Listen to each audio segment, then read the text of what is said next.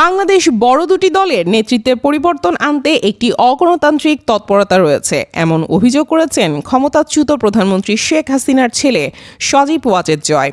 BBC বাংলাকে দেয়া একান্ত সাক্ষাৎকারে তিনি বলেন, দুই দলেরই নেতৃত্ব পরিবর্তনে বিদেশ থেকে একটা খেলা চলছে।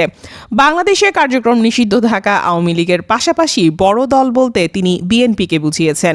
তবে খেলা বলতে আসলে কি বোঝাচ্ছেন এবং কারা এর সঙ্গে জড়িত সেই বিষয়টি পরিষ্কার করেননি। তার দলের নেতৃত্বে শেখ হাসিনার পর তাদের পরিবারের কারো সরাসরি হাল ধরার সম্ভাবনাও নাকচ করেছেন জয়। শেখ হাসিনার অবর্তমানে কিংবা তার মায়ের পরে তিনি দলের নেতৃত্বে আসতে চান কিনা এই প্রশ্নে তিনি বলেন, দলই এ ব্যাপারে চূড়ান্ত সিদ্ধান্ত নেবে। এখন কিন্তু বাস্তবে বাংলাদেশে দুই দলেরই নেতৃত্ব পরিবর্তন করার উপর থেকে বিদেশ থেকে একটা খেলা চলছে। এটা গণতান্ত্রিক না।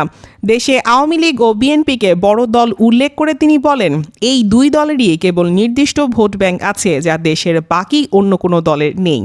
বাংলাদেশে ক্ষমতায় এলে বিএনপি অথবা আওয়ামী লীগ এই দুই দলের একটি আসবে বলেও তিনি উল্লেখ করেন।